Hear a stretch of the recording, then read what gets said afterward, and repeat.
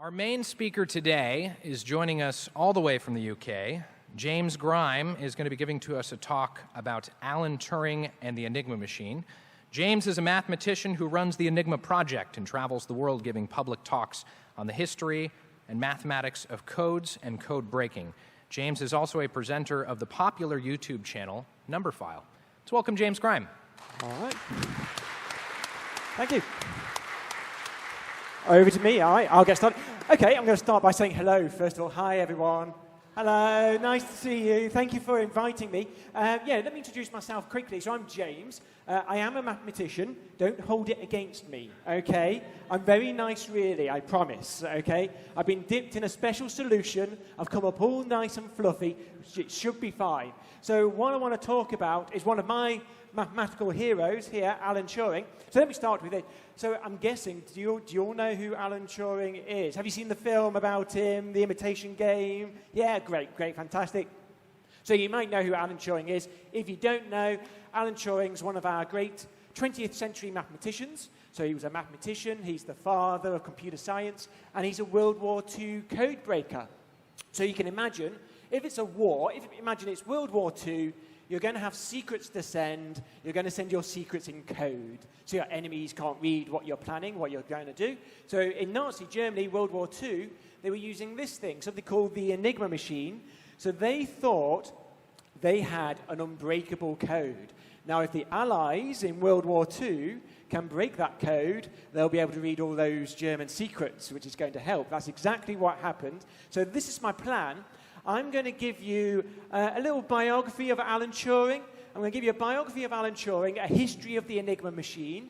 I'm going to tell you about the Polish code breakers. I'm going to talk about the British code breakers in World War II. I'm hoping by the end to give you an idea of how they broke the code in World War II as well. But let's start from the beginning. So we'll start with Alan Turing. There he is. Look at him. Bless him. In his little sailor suit, there he is. Born in 1912. And only a few years later, the Enigma Machine is born as well. So a few years later, after the birth of Alan Turing, we have the Enigma Machine. Well, kind of. So it was a Dutch Navy idea to start with. So before this point, code breaking was pen and paper stuff, right? So if you've done codes as a child, if you ever did secret messages as a child, right? So either, with pen and paper, either the codes are too easy to break, or if you make them complicated, it's a pain to use, right? If you're using pen and paper, it's awkward.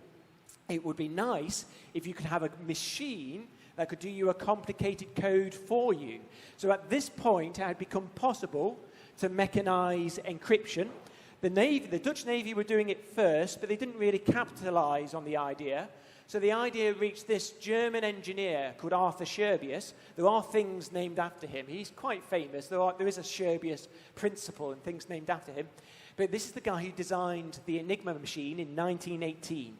And he designed it to sell to businesses, to banks. So he had a business. It was a company that made these machines. This is the first version of the Enigma Machine. So this is Enigma A. Like I said, he would sell these to businesses. It was quite expensive. It didn't sell very well. But then the German military started to use these machines. OK, I'll tell you what happened.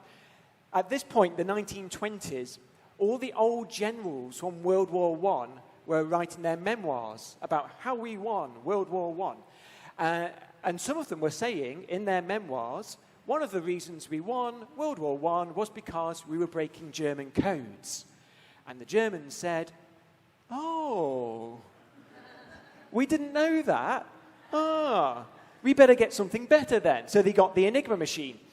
In fact, one of the people who actually wrote about that in his memoirs was actually Winston Churchill himself. He only has himself to blame. So the Navy are now using these machines. If I take it back to Alan Turing's now attending school. So there he is, and that's him in his school uniform on the left. He's attending school at a posh school in the UK. He wasn't having a particularly easy time at school, unfortunately.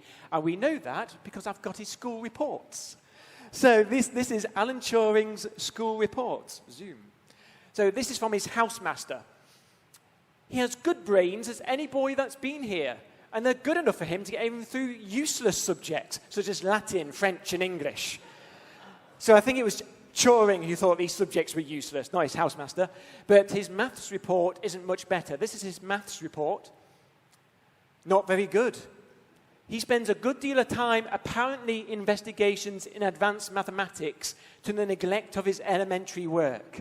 His work is dirty. And then, this is from his headmaster, and a little bit of translation I might need to do here. What you might call a private school, in the UK we call a public school. It's a school where you pay. All right, so a little bit of translation. This is from his headmaster.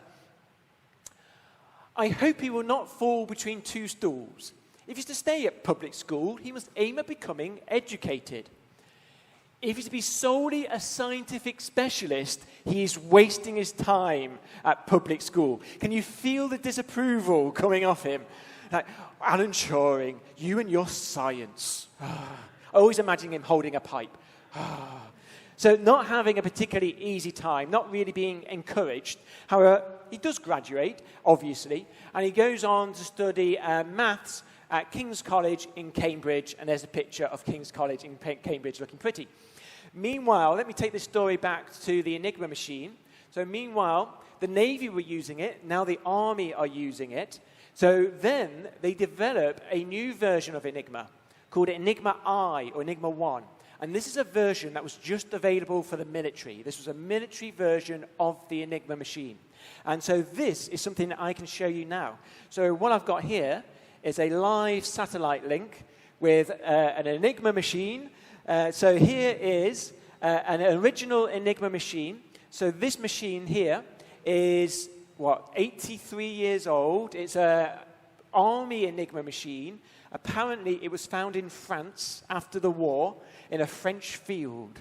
It was found by an American cryptographer, actually. He took it home. He went, oh, my present from the war, thanks very much. Let's open this up. So this is what it looks like inside. So you can see what it looks like. It's beautiful technology, right? It's 1930s technology. It's wood, it's steel, right? It's pretty much like a typewriter, you can see. But let's try this out. I'm going to type a message in this machine to show you how it works. So I'm going to do an easy message. I'm going to type in hello, right? So I'm going to type a simple message. Hello will be the message. I'm going to type that into the machine. Let's see what happens. So H is first. And the letter Z lights up there. Sorry, I should say Z here, shouldn't I? Right. So that's the letter Z lighting up. E becomes a Y. I'm typing in hello here. So the L becomes an I in the code. The second L in hello becomes a Y. And then we'll finish that. We'll do the O in hello, becomes an X. So the code lights up in that way. So it doesn't transmit the code. It doesn't send. But you have to write it down on a piece of paper. Then you can send it off somehow. But you may have noticed something about that code. The two L's in hello were two different letters in the code, right? So this is different from other codes. So if I try this again, I'm going to press a letter here, K, and I've got, okay, Y is the code again. If I press it again, changes the code. There's no pattern to that. I don't know what it's going to be next. It changes the code every time I press. I never know what it's going to be next. That's why they thought it was an unbreakable code. So let me open up this machine. I'm going to show you how it works inside. They are quite rare. There aren't that many left in museums that you can look at. So I can open this one up here, show you the insides of the machine. Things to notice then. We've got those little light bulbs up there, but those are the three big wheels at the top. Those wheels are called rotors. Inside those rotors, try to imagine lots of wiring. Can you imagine lots of wiring, and it's all a mess inside as well. It's all like spaghetti. All the wires are crisscrossing. Now look what happens. I'm pressing a letter here, K, and the rotors move when I type. So this one on the right is always moving. Click, click, click. When that rotor on the right does a full turn, it kicks the next rotor one place forwards. You may have just seen that happen earlier. It might happen again now. I'll do a full turn, and it kicks the middle rotor one place. Eventually, the middle rotor gets to do a full turn, and it will kick the left rotor one place forwards. They're going at different speeds. You've got a fast rotor, a middle rotor, and a slow rotor. That's the idea. Now, down here at the front, which is not easy to see, we have something called the Plugboard. We've got these wires at the front. This is extra scrambling. This was only available on the military machine. This is extra scrambling down here. These wires connect one letter to another. If I change the position of the wires, it changes the code. That's part of the code there. These rotors come out. You can swap them over. and each one has 26 starting positions. But I'll tell you how it works. Although it's a clever machine, I think I can explain how it works. All it is, really, is just a battery with a light. It's the most simple circuit you can make. You've got a battery inside. That's me showing you the battery in the top corner. That's the battery. And that battery is going to connect to a light. When I press a button, it connects to a light. Right? Simple. Here's the clever part. When I press this button again, the wheel will turn. The wires are inside the wheels. So when the wheel turns, the wires are getting turned forwards one place, which means the battery now gets connected to a different light. So it changes the light, because you've got that moving part inside the machine.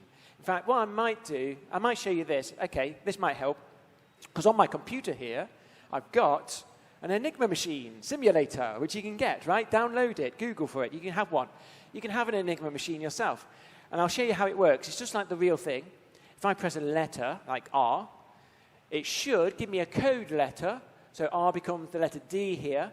What I wanted to show you, though, if I press this button here, I can show you the wires inside the Enigma machine, right? Now, if you remember what I said, the wires inside the machine are a mess. They're like spaghetti, I said. That's what you're going to see when I press this button. It might look complicated, so don't be put off, okay? This is the Enigma machine inside. Right? And it is. It's just full of wires. Can you see all those wires crisscrossing each other? But look what I did. Okay, I pressed R, follow the yellow line. So this is the plugboard first. It swaps the letters. It goes into the wheels, swapped. It then actually loops back. It comes back through the machine in reverse and eventually connects to a letter D, and that lights up. But this is what I wanted to show you now. I'm going to keep pressing R over and over again. Now look what happens. So the wires move. So what? R becomes a V there. Then the wires move. Then R becomes a J. The wires move. Then R becomes a W. The wires move. So the path of that yellow line changes each time. That's why you're changing the code letter every time. Now, this is no good if we can't get the message back. So we're going to try and decode something now. We're going to try and get the message back again. So we're going to do an easy message. I'm going to keep it short, okay? So all it's going to be, I'm just going to say hi, right? Easy, 2 letters, hi, H-I. I'm going to type that into the machine, and we're going to make a code. So let's see what the code is first of all. So the message is hi, so I'm going to press the H first, and H becomes B in the code, and I is an L. That's the code, BL. You write it down, you transmit it. Far away, miles away, is your second German officer on a ship. He's receiving the code, BL. He's got a second Enigma machine. He's got one of those machines as well, exactly the same as this. Now, one thing I have to do, that rotor on the right has moved forwards 2 places. I'm going to reset that by moving it back to where it began. Okay, I'm going to reset the machine. Now I'm going to type in the code. B becomes an H, and L in the code becomes an I. It will decode your messages for you. It's a code and decode machine. Type your message, make a code, type the code in, get the message back again. Absolutely beautiful, right? Really clever engineering. So it's a code and decode machine, but it changes the code as well as you go along. It's always constantly changing the code. Now, these 2 people who are far apart have to be set the same, remember, right? That's important. So how do you know to do it? So you would have instructions. You have an instruction book that tells you how to set the machine for that day, changed every day. But I'm going to show you what that looks like. This is what a code book would look like, or a key sheet. Look like this. So this is a code book or a key sheet. So it changed every day. So if I will talk you through it, on the left there, I don't know if you can see it, that's the date. So I've got 31, 30, 29. That's just the day of the month. I'll tell you how this works. This first column here with the Roman numerals, there are 3 rotors in the machine. Those rotors come out. They can be swapped over. You can swap them over. So that tells you which order to put the rotors in every day. I'll tell you a little bit of maths. There are 6 ways to swap those 3 rotors. Now, this column here is called the ring setting. Now, I've not talked about that yet, but I don't know if you noticed in the video, on the outside of the wheels, they were labeled with A, B, C, D, or 1, 2, 3, 4. So you know what position you're in. But those labels move. They can actually move in relation to the wiring inside. So you can actually change how you label a setting. Right? Now, each wheel has 26 possible positions for the labels on the outside. So there are 26 possible ways to label the first one, and 26 for the second one, and 26 for the third one. Ways you could label the settings is 17,576. It doesn't add combinations, it just changes what you call it. It doesn't actually change the code. Now this column here, if you can see 6 pairs of letters here, those are the wires at the front of the machine. If you remember, there was wires at the front, right? If you change the position of the wires, it changes the code. So you're connecting a letter at the front of the machine to another letter. Those are 6 pairs of letters here. You'd have 6 wires to do that. So follow those instructions. It's telling you what to connect to what. Follow those instructions. Now, this was a military edition. This has a large number of combinations. They were quite pleased about that. So this 6 pairs of letters from the alphabet is 100 billion. 100 billion ways you could set that wiring at the front of the machine. And then the last thing here, it's called the ground setting. So it's just a triplet of letters. It's the position of the 3 wheels. And number of ways of setting that, 26 choices for each wheel, is another 17,576. Total number of ways of setting up the Enigma machine altogether is 10,000 trillion. There are 10,000 trillion ways of setting the Enigma machine. Too many. Too many to check, right? This is why they thought it was an unbreakable code, right? It's always changing the code, and there's far too many possibilities to check. So they were pretty pleased about that.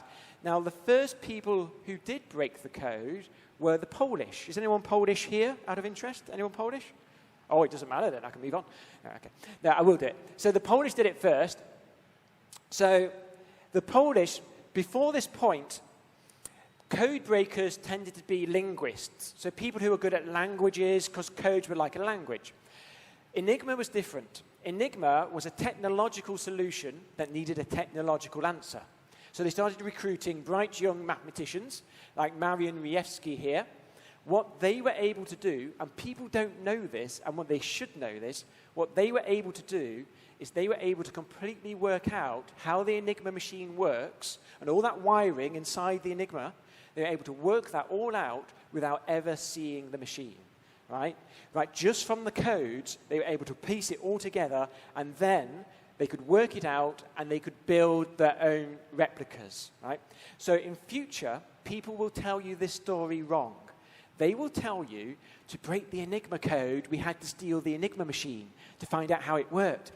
That's not true, right? The Polish mathematicians were able to completely work it out without stealing the machine, which I think is even more impressive, right? That's amazing. So the machine was never the mystery. The machine was not the problem. The problem was, what setting are they using today? That's the thing that changed every day, every morning, right? That is something for the code breakers to work out every day, right? That's the problem.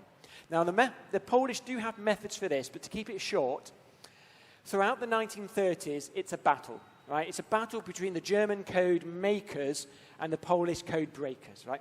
The Germans would make it harder, they would make it better. The Polish would break the code. The Germans would make it better. The Polish had to start again, break the code. This is going on throughout the whole 1930s until we get to this point where they designed this machine. So it's called Bomba. So that's a sketch of it. It's about this big, right? You could put it on your table like that. And some say this is a machine, it was named after a type of ice cream. Some say it was named after the ticking noise it used to make. And some say it's as good a name as any. Why not? What's wrong with that? So the Bomba could help you find the Enigma setting every day and help you break the code. Now, you needed a Bomba machine for each rotor order. Do you remember there are 3 rotors and there's 6 ways to arrange them? So you need 6 Bomba machines, right, working on the different orders. And then the Germans increase security again. They add 2 extra rotors. Now the Germans are picking 3 out of a box of 5. You're picking 3 out of 5, put them in the machine. There are 60 ways to do that. There's 60 ways to do it. That means you need 60 Bomba machines. The Polish couldn't stretch to that. They didn't have the money, they didn't have the resources to stretch to that. And that's when they contacted the British. So they had this secret meeting between the Polish and the British code breakers 5 weeks before Poland was invaded. This was 5 weeks before the war. They had this meeting where the Polish passed their information to the British. The British continued the work. But I'm going to drag this story back to Alan Turing, who I haven't mentioned for a while. So this is the 1930s. Alan Turing knows nothing about this, right? Alan Turing's at university at this point. So he's at university. He graduates from university. He comes to Princeton, does his PhD in Princeton, does that in 2 years. He comes back to the UK, starts working as a code breaker part-time. And this is an interesting story that people don't generally know. Alan Turing publicly supported the asylum of Jewish refugees in the UK. So he actually, with a friend, they went to a refugee camp that was in the UK. This is German Jewish refugees, Austrian refugees. And Alan Turing paid for the education of one of the boys who was from the refugee camp in the UK. And I think it shows that Alan Turing was not just involved in the war intellectually. He was involved in the war. He was involved in this personally. He was involved in this politically, which I think is an important thing to say. Now, the very next day, after war is declared, next day, Alan Turing reports for duty at Bletchley Park. This is the code-breaking arm of the secret service at that time. This is where they're trying to break the Enigma code. So he's put in charge of breaking the Navy Enigma code. Now, we did have the Polish ideas, the Polish methods, which worked, but here the problem was those methods were likely to stop working soon. So it seemed like these methods work at the moment, but might stop working if the Germans changed their procedures. So what the British need is an alternative method, right? A different method in case the Polish method stops working. So this was a problem for Alan Turing, to find a new method of breaking the Enigma code. Now to do this, they needed to get hold of some of those Enigma code books that I showed you, those Enigma instruction books. They needed to get hold of some of those. So they needed to steal them. So they needed a plan. And this is the man who came up with a plan. This is Ian Fleming, author of the James Bond books, Ian Fleming. Ian Fleming was the assistant to the head of British Navy intelligence in World War II. Ian Fleming was high up in intelligence in World War II. The James Bond books are based on fact, right? This is his war experience. It was actually Ian Fleming's job in World War II to come up with a plan to steal these Enigma code books for Alan Turing. So I'm now going to tell you Ian Fleming's plan for stealing code books, okay? So this is it. Step one, steal a German bomber aeroplane, right? And that's step one, right? So I don't know how he's going to do that. Step two, to get the toughest men you can find to then take your fake aeroplane down to the coast of Britain and then to wait for a bomber raid to come over Britain, right? To then take your fake aeroplane and to ditch it in the English Channel, like it was part of the bomber raid but had crashed. To then send out a distress signal, and when a German ship comes to help, to leap on the ship, kill the crew, hijack the ship. And they nearly did it as well. They nearly did it. So they got the aeroplane, which I still don't know how they did. They went down to the coast. They've got the crew. They're waiting. And they're waiting for the right type of ship to come by. They want the right type of German ship to come by. And in the end, unfortunately, the right type of ship never did come by. In the end, the whole thing was cancelled. But it is fascinating, isn't it? And it just does give you an idea where Ian Fleming got his ideas for his James Bond books. However, other missions did end up getting those Enigma code books. So that's good. So we did get those Enigma code books by other means. And that's exactly what Alan Turing needed to start breaking the Enigma code in World War II. Now, this is probably a good time to talk a little bit more about Alan Turing at Bletchley Park. So he was known as the professor. Right? So he's the prof. He's 28 at this point. He's known as the professor. There are stories about how eccentric he was. There are stories of him chaining his coffee mug to the radiator so no one would steal his mug, which is usually told as an example of how eccentric he was. It seems perfectly reasonable to me. I have no problem with that. I don't see the problem. There are stories of him cycling into work with his gas mask on. He had hay fever. So the cure for hay fever, put his gas mask on, with tubes coming out like an alien is cycling into work.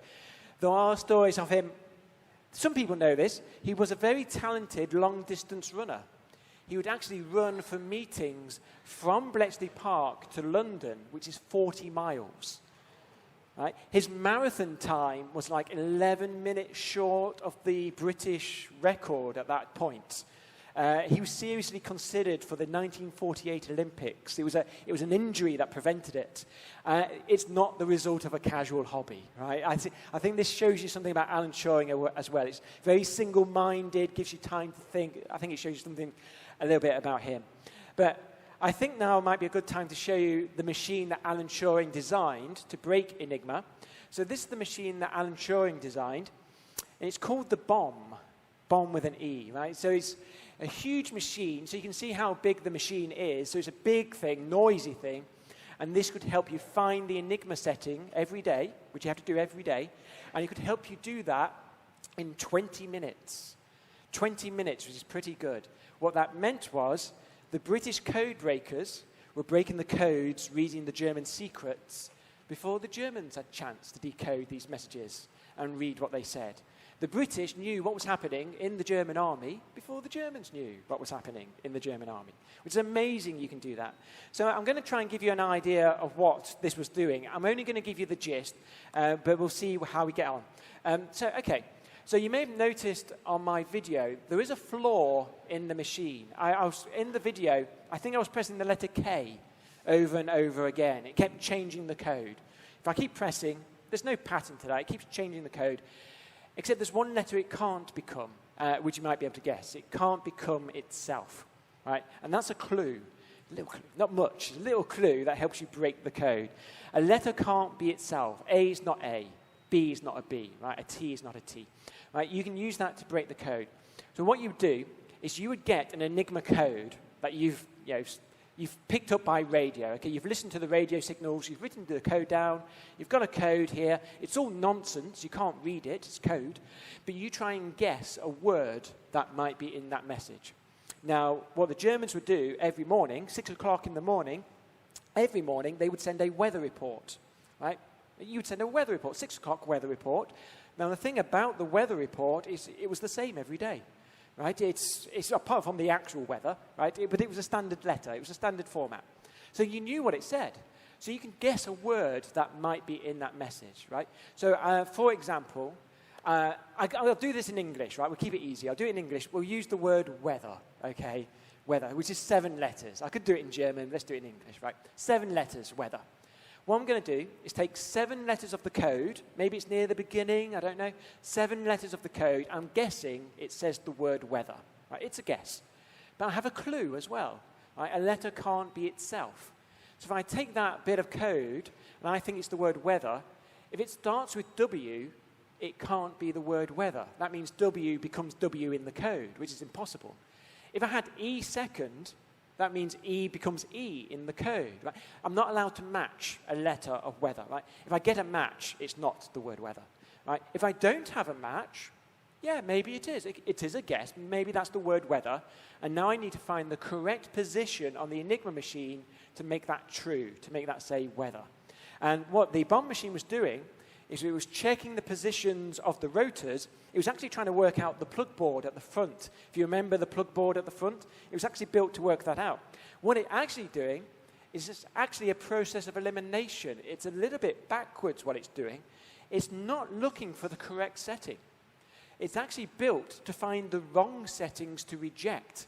It was actually faster to reject the wrong settings than to go looking for the right settings. So it is a process of elimination. When you eliminate one setting, there's a whole family of settings that get thrown away together at a stroke. So you can throw them all away, eliminate the wrong answers. Whatever you can't reject must therefore be the correct answer. So it's a little bit backwards the way it works. And by doing that, you can find the settings every day, like I said, about 20 minutes. And it is important that they did build this machine. The first version was finished and built in March 1940. And it's a good job. In May 1940, In May 1940, the Germans changed their procedures. They changed their procedures, which means the Polish methods stopped working. So from that point on, it was the British bomb machine. It was how they were finding the Enigma settings for the rest of the war. Now, just to finish off, I will finish off really quickly now. Just to finish off, I want to finish off with a little quote. You get rid of all that maths. A little quote from one of the British code breakers about Alan Turing, who said, this is Hugh Alexander, this was Alan Turing's second in command, really, who said, there should be no question in anyone's mind that Turing's work was the biggest factor in Hut 8's success. So he says Hut 8 there. He means Bletchley Park, right? So he's the biggest factor in Bletchley Park's success. In the early days, he was the only cryptographer who thought the problem was worth tackling. Other people had given up. They thought it was too hard, couldn't be done. It is always difficult to say that anyone is absolutely indispensable, but if anyone was indispensable, it was Turing. And then to really finish off, here's a little quote from Winston Churchill, who said, the British code breakers were the geese that laid the golden eggs but never cackled, which is a weird thing to say. He was probably drunk at the time. I think, though, he's saying these secrets are so valuable, they're so important, but also top secret. So these code breakers were not allowed to talk about it. It was all top secret work. They weren't allowed to tell their friends, their family. After the war, they had a big bonfire at Bletchley Park. They burnt the work. The work was all destroyed. The machines were pulled apart. They were all destroyed. If I tell you the truth, I believe a couple of those machines were taken away somewhere secretly, but they don't exist anymore. They were all pulled apart because it was all top secret work. But by breaking this code, historians reckon that these guys shortened the war. And these code breakers are not soldiers fighting around the world. It is about using your brains to save lives. It's brains over bullets. And I think then, in lieu of a better punchline, I better leave it at that. I'll say thank you for now. I know we've got a question system setting up. I think Laura will explain it if you're not sure. But I will say thank you for now. That's all for me.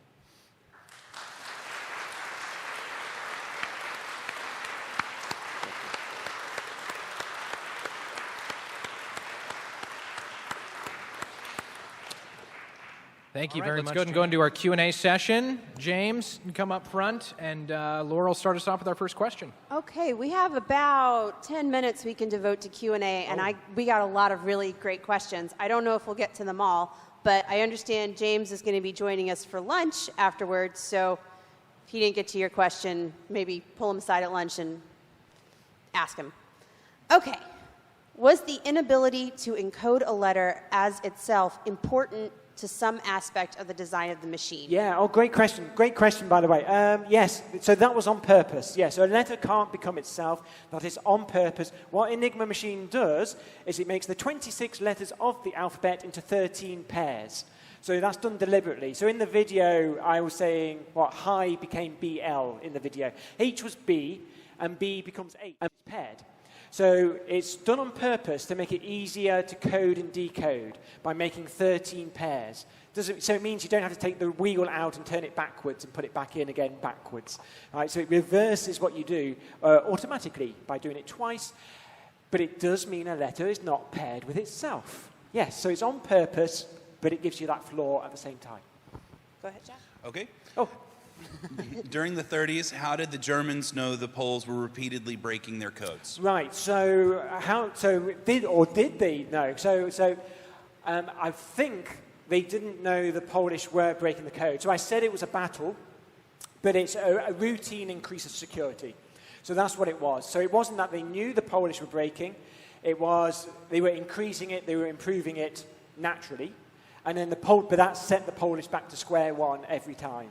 So that's what was happening there. I'm going to, like tennis. We're keeping you on your toes. Has anyone replicated physically the bomb machine? Yes. So yes. Okay, that's a really nice question. Maybe I should have said that. So Bletchley Park is where they broke the code, Enigma. Bletchley Park was actually a mansion, right? It's a big house, and it's halfway between Oxford and Cambridge, because the code breakers were from Oxford University and Cambridge University, and this was halfway between. That's where they were working. And so if you go to Bletchley Park now in the UK, you can visit because it's a museum. So do go and visit if you're ever in the UK. I recommend it if you're ever there. And there they have a working replica of the Bomba machine. So it is a replica, but it is a working Bomba machine. So well worth seeing. How did the English and American encryption machines work, and did the Germans try to break them? So what was that? How the British and the American bomb machines, code machines worked. So yes, so we did have code machines as well. So what was happening, before the war, the British had kind of a pen and paper code, and it wasn't good enough, and it was too easy. The Germans were breaking the British code, and the British knew that because they were breaking the German code that said that they had broken the British code, right? Right. So we had to get something better. We saw Enigma, we said, that's good, we'll rip that off. We stole the idea, we said, Enigma's a good idea, so we made a version of our own, right? It was a total rip-off. It was actually called the RAF Enigma with Type X editions. It was a complete rip-off. It became known as Type X, and it was a very similar machine to Enigma. In theory, you could break the British machine the same way you broke Enigma, but the difference was it was more secure, and it was more secure because in Enigma they had the 3 wheels that turned. They were like clockwork. There's a middle one, a slow one, a fast one. In the British machine, the wheels were less predictable. So they turned more often and less predictably, which made it harder to break. So it was harder to break. So I've heard the Germans tried to break the British code machine. They concluded it was more secure than Enigma, which they already thought was unbreakable, so they stopped trying after 6 weeks. Oh, that's what I've heard. That's one of the stories I've heard. And then just to really finish off that, you mentioned like American machines too. So they did the same thing. The Americans ripped off Enigma 2. They made a version called Sigaba, and that version, again, had wheels in it, had unpredictable movement. What happened, though, they had overcomplicated it. They had made it so awkward that people hated using it. They absolutely hated using their code machine, so instead they preferred to use the Navajo code talkers, which is the story some of you have heard of, clearly, where they used the Navajo, who speak in their own language, which is like a code, because it's so dissimilar to anything in Europe, anything in Asia. It's such a separate thing that it was like a code where they used them as communication officers, and that's because they hated using their code machine so much. They'd rather use the Navajo. Why didn't the Germans encrypt their radio communications, only the messages, allowing their code to be passed in the clear? Did the English do that, encrypt the encryption? Can you repeat that question? I didn't quite catch it.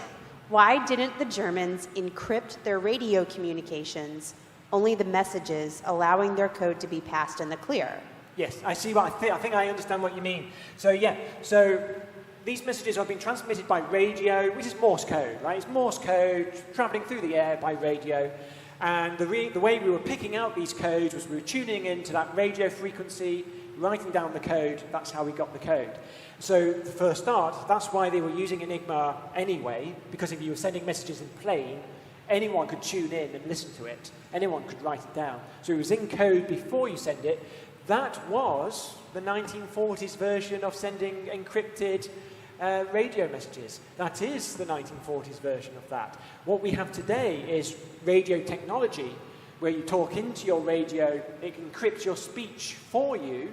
One thing I would have added, but I didn't have time, one thing I would have added to my talk is at the back end of the war, when Alan Turing had shown Enigma can be broken, job done, he then moved on to a different project where he was trying to build a speech encryption technology like the technology we use today. So he's 70 years ahead of his time. He was working on that problem at the back end of World War II. Yeah. Now, I'm ping-ponging this way.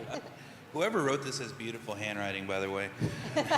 Is it a coincidence, which is actually, I don't get enough of that. Is it a coincidence that the Enigma machine has a similar keyboard layout to the modern-day QWERTY keyboards? Right, so, but it was different. If you noticed the keyboard layout, it wasn't the regular QWERTY, it was a QWERTZ. The Z and the Y were swapped over, and there's a P in the wrong place. So it was slightly different order.